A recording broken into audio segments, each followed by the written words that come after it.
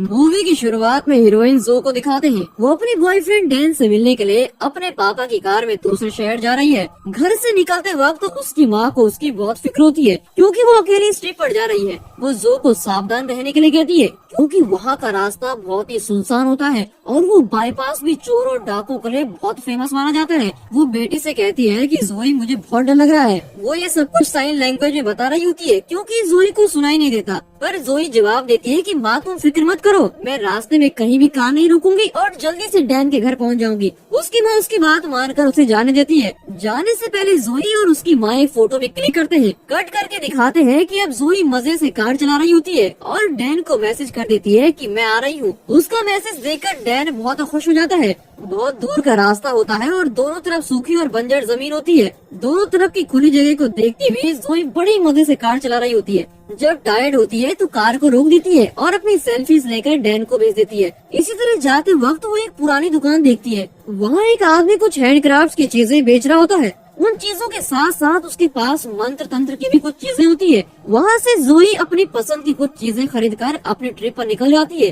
वो रोड पर ध्यान देकर गाड़ी चलाती तो अच्छा होता, पर वो डैन को मैसेज करती भी जा रही है। तभी अचानक रोड के बीच में एक आदमी आकर खड़ा हो जाता है। चौंक कर जोई कार को घुमाती है और गाड़ी रोड से नीचे उतर जाती है। जोई को कुछ नहीं होता, पर वो आदमी सिकुड़ कर रोड पर पड़ा होता है। उसकी हालत देखकर जोई डर जाती है कि पता नहीं उसे क्या होगा। तभी सामने से एक टपोरियों की गैंग एक आदमी को अपनी कार में चेज करते हुए आ रही है। भागते हुए उस आदमी का पैर फिसल जाता है और वो वहीं गिर जाता है। ये देखकर जोई बहुत घबरा जाती है। अब वो गैंग रोड में पड़े इस आदमी को भी मारने के लिए तेजी से आ रही होती है। जोई उसे बचाने के लिए उसे अपनी कार में चढ़ाने की कोशिश करती है, पर इतने में गैंग के लोग आ जाते हैं और जोई को घेर लेते हैं। आसपास कोई और नहीं होता। वे लोग जोई के साथ कुछ भी कर सकते थे, क्योंकि उस सुनसान जगह पर जोई की मदद के लिए कोई नहीं था। इसलिए वे जोई को बुरी तरह से छेड़ रहे होते हैं। जिस आदमी को जोई बचाना चाहती थी उस पर गैंग का एक आदमी चाकू से हमला कर देता है। आखिर में उस आदमी को मार ही डालते हैं। ये देखकर जोई का खून सूख जाता है। वो जान जाती है कि ये लोग मेरे साथ भी बहुत बुराई करने वाले हैं। उस जगह से वो भागने लगती है। हमें लगता है कि गैंग वाले भी उसका पीछा करेंगे, पर नहीं। उनमें से एक आदमी गन से ठीक जोई के पैर पर गोली चला देता है और जोई को वे पकड़ लेते हैं। फिर उसे उठाकर अपने अड्डे पे ले जाते हैं। जिस आदमी ने जोई पर गोली चलाई होती है वही इस टीम का लीडर होता है। उसका नाम ट्रे है। वो जोई को बिस्तर पर गिरा देता है और उससे बहुत टॉर्चर करता है। फिर वो उसके पॉकेट से एक फोटो निकालते हैं जिसमें वो और डैन साथ में होते हैं। फिर वो कहता है, अच्छा तो यही है तुम्हारा बॉयफ्रेंड, इसी से मिलने जा रही हो, फिक्र मत करो, हम सब तुम्हारी अच्छी से देखभाल करेंगे। इस तरह उसकी अश्लील बातें चल रही होती है और इस बीच जोई देखती है कि उन्हें एक छेद से कोई देख रहा है। उससे वो विनती करती है कि प्लीज मुझे बचा लो। इतने में गैंग का एक आदमी उसके साथ जबरदस्ती करने लगता है। कट करके दिखाते हैं कि रात हो चुकी है और डैन परेशान हो जाता है कि जोई अब तक पहुंची क्यों नहीं, उस रास्ते में कोई प्रॉब्लम तो नहीं है। तब वो उन फोटोज को चेक करता है जो जोई ने उसको रास्ते में भेजी थी। उन फोटो में वो एक बोर्ड को देखता है और गैस करता है कि जोई उसी जगह के आसपास होगी। शायद उसकी कार ब्रेक डाउन हो गई होगी। ये सब सोचकर वो पुलिस को कॉल करता है और कहता है कि मेरी गर्लफ्रेंड इस लोकेशन में फंस गई है, आप प्लीज तुरंत वहाँ पहुँच जाइए और उसकी हेल्प कीजिए। कट करके जोई को दिखाते हैं। उसके हाथ पैर बंधे होते हैं और वो बहुत ही बुरी हालत में होती है।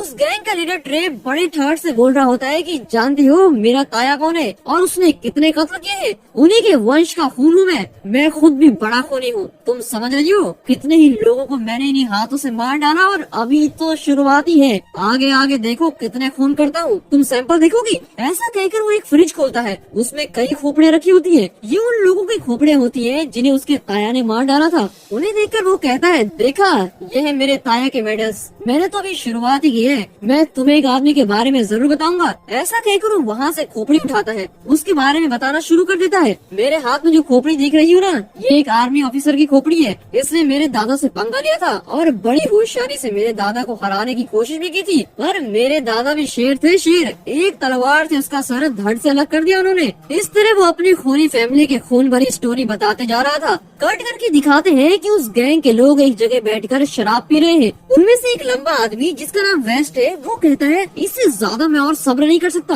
मैं उस लड़की को तड़पा तड़पा कर मार डालना चाहता हूँ। ये सुनकर ट्रे बहुत गुस्सा हो जाता है। तुम पागलों जैसी बात मत करो, मैं तो उसे और भी टॉर्चर करना चाहता हूँ। बाद में तुम उसे जितना चाहो तड़पा कर मार डालना। वेस्ट ट्रे की बात मानने को तैयार नहीं होता। वो किसी भी तरह जोई का खून करना चाहता है। इस तरह इन लोगों की आर्गुमेंट चल रही होती है। बातों बातों में उन दोनों में हाथापाई भी होने लगती है। फिर कुछ देर बाद दोनों में सुलह हो जाती है। वे सोचते हैं कि उस लड़की के लिए हम झगड़ा क्यों कर रहे हैं। तब ट्रे कहता है चलो एक कार्ड गेम खेलते हैं और जो गेम जीतेगा वो अपनी मर्जी की कर सकता है। गेम के लिए दोनों तैयार हो जाते हैं और खेलने लगते हैं। गेम को देखकर हमें लगता है कि जोई की जान बच जाएगी, पर बदकिस्मती से वेस्ट गेम जीत जाता है। अब उसे जोई को बेरहमी से मारने से कोई नहीं रोक सकता।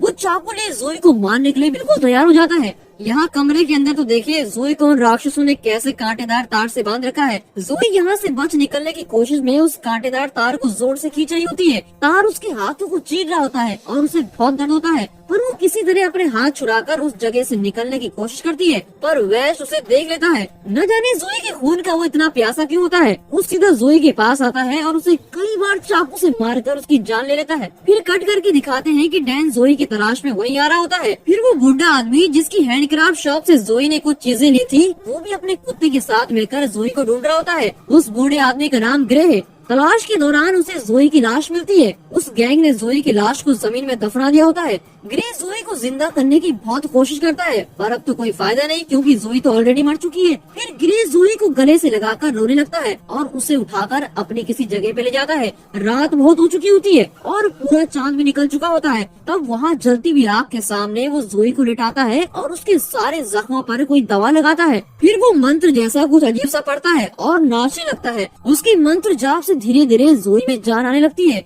उस गैंग के लोगों की बातें और उनकी अश्लील और भयानक हरकतें जोई के दिमाग में गहरा घाव कर चुकी थी। अब जोई धीरे धीरे ऊपर उठने लगती है। उसकी आंखें बहुत काली और भयानक हो जाती है। फिर वो ग्रे को जोर से धक्का देती है और कहती है कि उन खूनियों में से मैं एक को भी जिंदा नहीं छोड़ूंगी और एक को तो मैं तड़पा तड़पा कर मारूंगी। तभी ग्रे कोई पाउडर उस पर डालता है और जोई बेहोश होकर नीचे गिर जाती है। फिर वो दोबारा आंखें खुलती है। उसे खुद विश्वास नहीं होता कि वो अभी भी जिंदा है। वो धीरे धीरे चलकर सिटी के अंदर जाती है और वहाँ के एक टेलीफोन बूथ से डैन को कॉल करती है। एक्चुअली पहले वो सुन नहीं सकती थी, पर अब उसे सब कुछ सुनाई देता है। डैन को कॉल करके वो कहती है कि मैं जिंदा हूँ, मुझे कुछ लोगों ने बड़ी बेरहमी से टॉर्चर किया है, प्लीज मुझे बचा लो। इसलिए वो डैन से बहुत रिक्वेस्ट करती है। डैन उसी की तलाश में वहाँ आया होता है और वो पास के ही एक होटल में रह रहा होता है। वो उसको दिलासा देता है कि तुम बिल्कुल मत घबराओ, अगर पास में कोई पुलिस वाले नजर आए तो उनसे बात करो और उन्हीं के साथ सेफ रहो। मैं जल्दी वहाँ पहुँच जाऊंगा, मैं तुम्हें जरूर बचाऊंगा। उसकी बात मानकर जोई कॉल काट देती है। वो मुड़कर देखती है तो एक पुलिस वाला अपनी कार से उतर रहा होता है। उससे मदद मांगने के लिए जोई उसकी ओर कदम बढ़ाती है। देखती है कि वो पुलिस वाला उसी गैंग का आदमी होता है। सोचिए अगर ऐसे ही खूनी पुलिस डिपार्टमेंट में भर्ती होने लगे तो आम जनता का क्या होगा। उसका मुंह देखकर न जाने जोई को क्या हो जाता है। गुस्से में जोई का चेहरा बिल्कुल लाल होने लगता है। उसे खत्म करने की आग उसके दिल में खूब जल रही होती है। वो पुलिस वाला एक बार के अंदर जाता है और वहाँ पी रहा होता है। जोई भी अंदर चली जाती है और उसके पीछे खड़ी हो जाती है। तभी कोई उस आदमी को बताता है कि तुम्हारे पीछे कोई खड़ा है। जब वो देखने के लिए पीछे मुड़ता है तो जोई उसकी बोतल छीनकर उसे तोड़ती है और उस आदमी के पेट को कई बार छीनने लगती है। फिर उसके शरीर को पूरा चीरकर उसकी इंटेस्टाइन बाहर निकाल लेती है। तब जोई की आंखें पूरी तरह से काली हो जाती हैं, जिसका मतलब ये है कि उसके शरीर में कोई आत्मा घुसी है। तभी बार में काम करने वाले दो आदमी जोई पर हमला करने की कोशिश करते हैं। जोई एक चीर उठाती है और उनमें से एक आदमी के सर पर पटक देती है। दूसरा आदमी उसके पास आता है तो जोई एक लंबी छड़ी उसकी आंख में घुसा देती है। उस पुलिस वाले को बहुत बदतर तरीके से मारकर जोई वहाँ से बाहर निकलती है। हिरनी जैसी लड़की अब शेरनी की ताकत पा चुकी है। उसमें ये ताकत उस आत्मा की वजह से आई होती है जिसे ग्रे ने मंत्र तंत्र से उसके शरीर में चढ़ा दिया होता है। इतने में डैन उस टेलीफोन बूथ का पता लगाने की कोशिश करता है जहाँ से जोई ने उसे फोन किया था। वो उस बूथ के पास जाता है पर वो देखता है कि उस शहर की पुलिस फोर्स वहाँ पर आगे खड़ी होती है, क्योंकि जोई ने वहाँ पर 3 आदमियों को बिल्कुल सब्जी की तरह काट कर फेंक दिया था। तभी डैन भी बार के पास जाता है और वहाँ खड़े शरीफ से कहता है, देखिए सर, मेरी फैंसी 3 दिन से लापता है। अभी 1 घंटे पहले ही उसका फोन आया था और वो कह रही थी कि मुझे बचाओ, वो जरूर किसी मुसीबत में है, आप उसे ढूंढने में मेरी मदद कीजिए ना सर। तभी शरीफ कहता है, देखो जनाब, यहाँ बार में 3 लोगों का खून हुआ है, तुम्हारा तो सिर्फ मिसिंग का केस है। अब तुम ही बताओ, मैं ये घटा हुआ केस देखूं या तुम्हारा मामूली सा मिसिंग का केस देखूं? जो भी हो तुम पुलिस स्टेशन में जाकर कंप्लेंट लिखवा दो, हम बाद में देख लेंगे। वो डैन की बात को सीरियसली नहीं लेता। इतने में अपने अपने साथी की मौत की खबर सुनकर ट्रे का गैंग भी वहाँ पहुँच जाता है। उसकी हालत देखकर गैंग के लोग टेंशन में आ जाते हैं। इतने में ट्रे उन्हें संभालता है और वहाँ से ले जाने वाला होता है, पर तभी डैन उसको रोकता है और पूछता है, सर आप जरूर इस एरिया में रहने वाले लगते हैं। ये मेरी फियोंसी है, क्या आपने इसको कहीं देखा है? 1 घंटे पहले इसने मुझे टेलीफोन बूथ से कॉल किया था। वो जरूर किसी मुसीबत में फंसी हुई है। क्या आपने इसको कहीं देखा है सर? जोई की फोटो देखकर और डैन की बातें सुनकर वे घबरा जाते हैं और सोचते हैं कि इसको तो हमने अपने हाथों से जमीन में दफना दिया था, फिर ये जिंदा कैसे हो गई? और जिंदा हुई भी तो इसने कॉल किया कैसे? ये पता नहीं क्या हो रहा है। ट्रे और उसके साथियों को डैन की बात पर विश्वास नहीं होता। फिर वे डैन से कहते हैं, देखो इस लड़की को हमने कहीं नहीं देखा और तुम यहाँ से दफा हो जाओ। इस तरह वे डैन को वहाँ से निपटाने की कोशिश करते हैं, पर डैन उन्हें छोड़ता नहीं, उनके पीछे ही पड़ जाता है और उनसे दोबारा जोई के बारे में पूछने लगता है। गैंग वालों का माथा फिर जाता है और वे डैन को मारने पे उतर जाते हैं। तभी वहाँ खड़ी पुलिस वाले लड़ाई रोकते हुए उस गैंग के लोगों को वहाँ से जाने के लिए बोलते हैं। फिर वे डैन को समझाने लगते हैं कि उन लोगों के मुंह मत लगो। कट करके दिखाते हैं कि जोई एक फार्म हाउस में आंखें खोलती है और धीरे धीरे होश में आती है। फिर वो उठकर अपने पास वाले कमरे में जाती है और वहाँ के एक आईने में अपना चेहरा देखती है। उसे खुद अपने चेहरे से नफरत हो जाती है। इतनी बेरहमी से उस गैंग ने उसे टॉर्चर किया हुआ होता है ना। जोई की नजर वहाँ रखी हुई धनुष और तीर पर पड़ती है। उसे देखते ही फिर एक बार जोई की आंखें खाली होने लगती है। उसके अंदर वो आत्मा फिर से आ चुकी होती है। कट करके दिखाते हैं कि वो गैंग उस जगह पहुंचता है जहां जोई को उन्होंने दफनाया था। वहां जोई की लाश उन्हें मिलती ही नहीं। वेस्ट ने जोई की लाश इसी जगह पर दफनाई थी, पर वो लाश गायब थी। ट्रे वेस्ट से पूछता है, तो फिर वो लाश गई कहाँ? वेस्ट चिढ़ जाता है और कहता है, मुझे क्या पता, इतना जरूर पता है कि मैंने उसे अपने हाथों से जरूर मारा था और यहाँ आकर उसको दफना दिया था। शायद कुत्ते या गीदड़ उसकी लाश को उठा ले गए होंगे, उसका भी तो चांस है ना। ये सुनकर ट्रे पूछता है, तुम पागल हो क्या? और तुम्हारी बात मान भी लेते हैं तो कल रात जो उसका बॉयफ्रेंड मिला था वो तो कह रहा था कि उसने अभी कॉल किया है। काम तो तुम्हें ढंग से करना आता नहीं, बस बातें बड़ी बना लेते हो। मेरी बात ध्यान से सुनो, वो लड़की बाहर घूम रही है। अगर वो पुलिस के हाथ लग गई तो हम सबको जेल में जाना पड़ेगा और आखिरी दम तक जेल की वो सूखी रोटी खानी पड़ेगी। मेरी बात मानो, जब तक ये लोचा खत्म नहीं होता हमें सबकी नजरों से छुप कर रहना होगा। ट्रे की बात सबको ठीक लगती है और वे मान जाते हैं। प्लान के मुताबिक वे अपनी चीजें पैक करके अपना अड्डा खाली कर रहे होते हैं। उनकी गैंग में एक बेवकूफ होता है जिसने नोज रिंग पहनी होती है। उसका नाम क्रीड है। वो अपने घर जाकर अपनी चीजें पैक करता है। जब वो चीजें कार में रख रहा होता है तभी देखता है कि कार के टायर पंचर हैं। लगता है किसी ने तीर चलाकर टायर को पंचर किया है। ये देखकर वो घबरा जाता है कि जोई यहाँ पहुँच गई है और डर के मारे वो ट्रे को कॉल करता है और बड़बड़ाता है कि अरे कॉल उठाते क्यों नहीं, वो लड़की यही पास ही है। बड़बड़ाते हुए वो मुड़कर देखता है कि जोई धनुष और तीर हाथ में ले खड़ी है। वो भागता है पर जोई अपना तीर खींचकर छोड़ती है तो ठीक उसके पैर में लगता है। वो अपने घुटनों पे आता है और जोई से अपने जीवन की भीख मांगता है। फिर वो रेंगता हुआ वहाँ से निकलने की कोशिश करता है। तब जोई कहती है कि मैंने भी उस दिन तुमसे इसी तरह भीख मांगी थी, लेकिन तुमने मुझे छोड़ा था। ये कहते कहते वो क्रीड की पीठ पर और उसकी कमर पर तीर चला देती है। उसे पूरी तरह से खत्म करने के लिए जोई उसे अपनी तरफ मोड़ती है। तभी वो देखती है कि उसके हाथ में गन है। वो जोई पर गोली चलाता है और जोई उस पर अपना तीर चलाती है। कट करके दिखाता है कि टेरी का गैंग सब कुछ पैक कर चुका है। तभी टेरी अपना फोन चेक करता है तो देखता है कि उस बेवकूफ क्रीड ने उसे वॉइस मैसेज भेजा था। अब उसे पता चल जाता है कि क्रीड जरूर किसी मुश्किल में फंसा हुआ है। पूरी गैंग उसके घर की ओर आ रही होती है। हमें लगता है कि क्रीड की गोली चलाने से जोई मर गई होगी, पर वो मरी नहीं होती, जिंदा ही होती है। पर प्रॉब्लम ये है कि उसका शरीर धीरे धीरे सड़ रहा होता है। वो अपनी अंगूठी उतारती है तो उसकी चमड़ी भी साथ में निकल जाती है। तभी जोई फील करती है कि उसके हाथ में कुछ रेंग रहा है। वो बैंडेज खोलकर देखती है तो उसके हाथ में कीड़े रेंग रहे होते हैं। सोचिए जोई की क्या हालत हुई होगी। वो चीख चीख कर रोती है। फिर वो उस तांत्रिक ग्रे के पास जाती है और उससे पूछती है कि तुमने मेरे अंदर क्या डाल दिया है। तब ग्रे उसको सारी सच्चाई बताता है। एक्चुअली जोई के शरीर में जो आत्मा घुस जाती है वो उसी आर्मी ऑफिसर की आत्मा है। इसे टेरी के दादा ने बड़ी बेरहमी से मार डाला होता है। इसी ऑफिसर की खोपड़ी को हाथ में लेकर ट्रे अपनी फैमिली की हिस्ट्री जोई को बता रहा था। ग्रे ने उसकी आत्मा को जोई के शरीर में चढ़ाया होता है क्योंकि उस आर्मी ऑफिसर को ट्रे के पूरे वंश से नफरत होती है और वो अपना बदला चुकाना चाहता है। इसीलिए उसकी आत्मा जोई के जरिए उस गैंग के हर आदमी को चुन चुन कर खत्म कर रही होती है। पर अब मुश्किल ये होती है कि जोई ज्यादा दिन तक जिंदा नहीं रह सकती क्योंकि वो ऑलरेडी तो मर चुकी है। नॉर्मली अगर कोई मर जाता है तो उसका शरीर धीरे धीरे डिकम्पोज होने लगता है।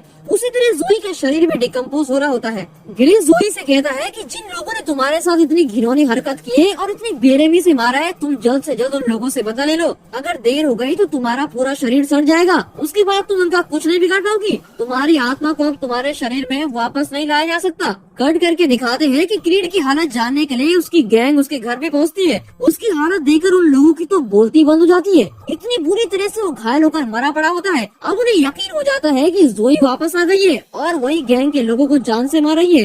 तभी वे एक प्लान बनाते हैं जिससे जोई को उनके पास ला सके। वो प्लान बनाते हैं कि अगर डैन को उठा लेते हैं तो जोई उनसे मिलने जरूर वहाँ आएगी।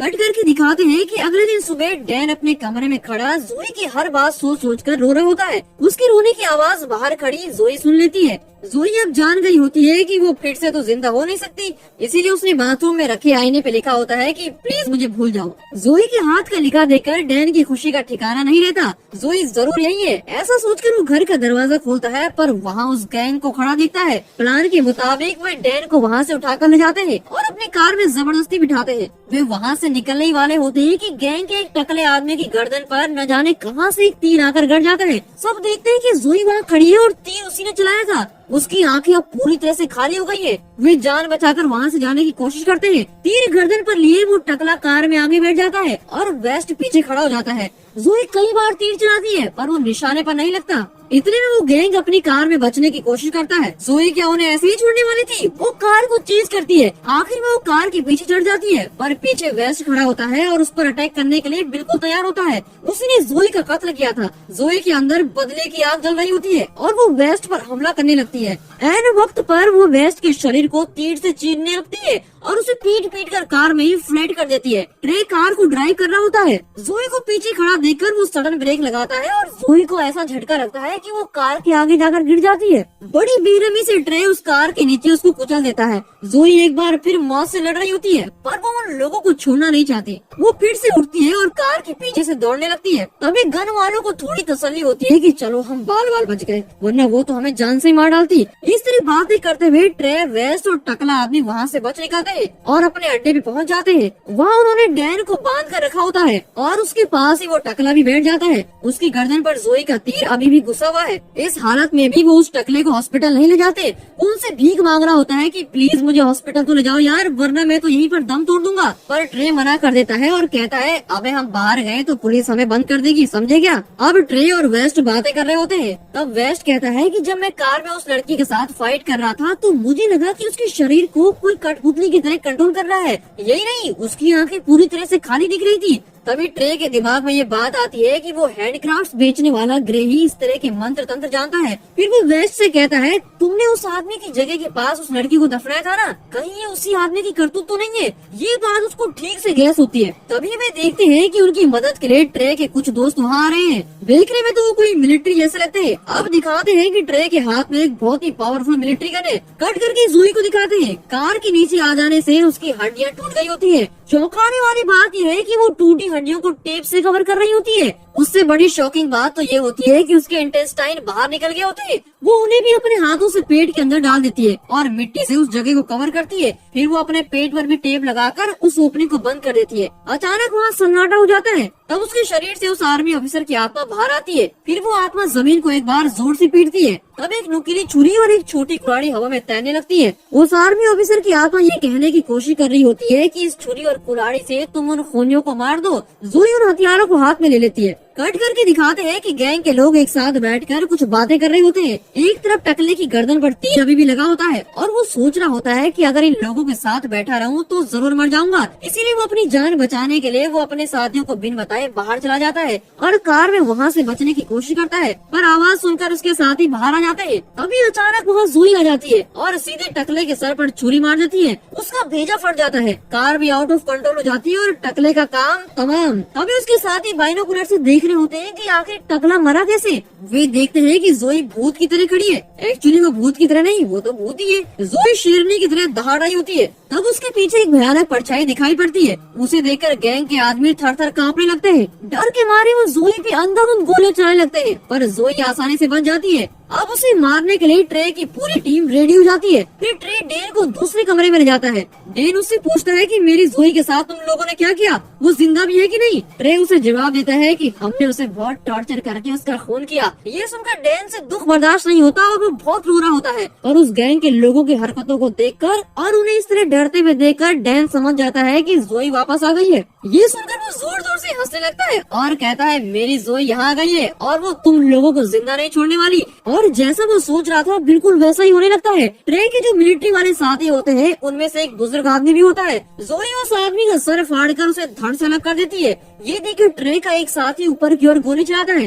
तभी ऊपर लगी शीट से खून निकलने लगता है। उसे लगता है कि जोई मर चुकी है, पर तभी अचानक ऊपर से शीट को तोड़ते हुए जोई नीचे जंप करती है और उस शूटर को भी मार डालती है। इतने में वेस्ट हाथ में गन लिए जोई को तलाश कर रहा होता है। जोई उस दूसरे मिलिट्री वाले को भी खत्म कर देती है और उसके इंटेस्टाइन को हवा में उछाल देती है। तभी वेस्ट देखता है कि वहाँ पावर कट हो गई है और वो मेन स्विच ऑन करने जाता है। जोई वहाँ तैयार खड़ी होती है। वेस्ट उस पर गोली चलाता है।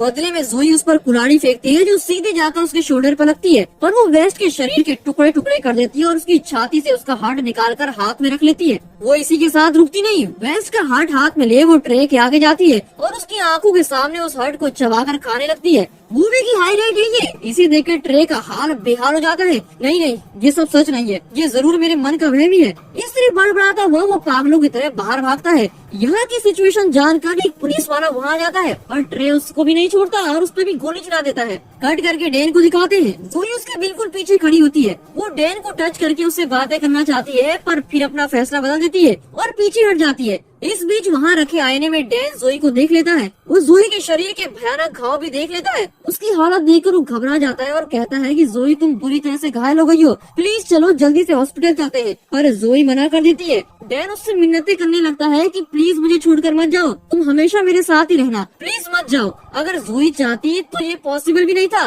इसीलिए वो वहाँ से चली जाती है और डैन बहुत मायूस हो जाता है। कट करके दिखाते हैं कि ट्रे उस पुलिस वाले को शूट करके सीधा ग्रे से मिलने जाता है। वहाँ जाकर वो ग्रे से पूछता है कि जिस लड़की को हमने मार डाला था वो फिर जिंदा कैसे हो गई? सब कुछ सच सच बताओ वरना जान से मार डालूंगा। ग्रे के पास अब कोई रास्ता नहीं होता, वो सारा सच उगल देता है। वो ट्रे को बताता है कि कई साल पहले तुम्हारा दादा ने जिस आर्मी ऑफिसर को मार डाला था उसी की आत्मा उस लड़की के शरीर में घुसी है। वो आत्मा तभी शांत होगी जब वो तुम्हें जान से मारेगी। ट्रे उससे पूछता है कि क्या इसका कोई सोल्यूशन भी है, उससे बचने का कोई और रास्ता तो जरूर होगा, मुझे बताओ वरना जान से मार डालूंगा। तब ग्रे कहता है अगर तुम उस आत्मा से बचना चाहते हो तो तुम्हारे पास एक ही रास्ता है, तुम्हें उस आर्मी ऑफिसर की सारी हड्डियों को पूरी तरह से जलाना होगा। अगर तुमने ऐसा कर दिया तो उस लड़की के शरीर से वो आत्मा बाहर आ जाएगी और वो लड़की फिर से लाश बन जाएगी। उसका सोल्यूशन सुनकर ट्रे को थोड़ी तसल्ली होती है क्योंकि उसके पास उस आर्मी ऑफिसर की खोपड़ी होती है। उस खोपड़ी को लेने के लिए वो वापस आ रहा होता है। इतने में पुलिस डैन को बचा लेती है और उससे पूछताछ कर रही होती है। कट करके दिखाते हैं कि जोई ट्रे के घर पहुंचती है और वहाँ ट्रे की माँ और भाई को बहुत वायलेंट तरीके से मार डालती है। फिर ट्रे को दिखाते हैं जो एक गड्ढा खोदकर अपने पास रखी सभी खोपड़ियों को उसके अंदर डालता है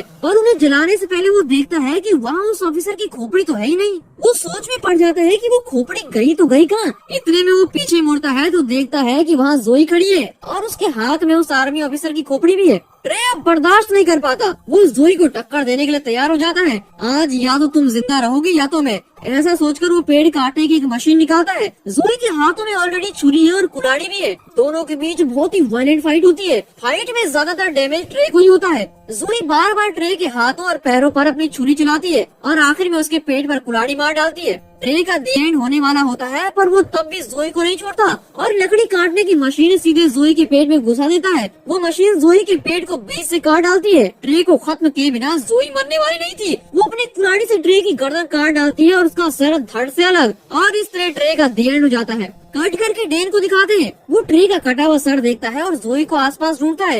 आखिर में उसे जोई मिल जाती है पर वो गड्ढे में पड़ी होती है। जोई डैन को फेस नहीं कर पाती और अपना मुंह मोड़ लेती है। जोई की हालत डैन अच्छी तरह समझ जाता है और उस पर पेट्रोल डालने लगता है। वो उसे जलाने वाला ही होता है, तभी जोई उसकी आंखों में देखकर कहती है आई लव यू। डैन भी उसे आई लव यू कहकर उसे जला डालता है। तब उस आर्मी ऑफिसर की आत्मा और जोई की आत्मा अलग अलग हो जाते हैं और दोनों आत्माओं को मोक्ष मिल जाता है। अगली सुबह जोई की कब्र को ग्रे बंद कर रहा होता है। तब वहाँ बैठा डैन पूछता है कि क्या आपको लगता है कि मैंने जो किया वो ठीक किया? ग्रे उसे समझाता है कि तुम और कर भी क्या सकते थे, तुम्हारे पास कोई और रास्ता तो था नहीं, तुम मायूस मत हो ना। सच तो ये है कि वो इस दुनिया के नरक से आजाद हो गई और एक शांत दुनिया में बस गई है। वो वहाँ बहुत शांत और खुश रहेगी। ग्रे के इन शब्दों के साथ ये मूवी खत्म होती है। इस मूवी में हॉरर और एक्शन भरपूर है। इतना ही नहीं, इसमें एक प्यारी और गहरी लव स्टोरी भी है। अगर आप रिवेंज मूवीज के फैन हैं तब भी ये मूवी आपको जरूर पसंद आएगी। इस मूवी में हर तरह के मूवी फैन के लिए कुछ न कुछ तो जरूर है। इसी बात पर इस मूवी के डायरेक्टर को हेड्स ऑफ। आप इस मूवी को कौन से जॉनर में रखते हो नीचे कमेंट सेक्शन में जरूर बताइएगा। और अगर वीडियो पसंद आई हो तो वीडियो को एक लाइक और चैनल को सब्सक्राइब जरूर करें। और हाँ, साथ साथ अपने फ्रेंड सर्कल में भी इस वीडियो को जरूर शेयर कीजिए। And finally thanks for watching.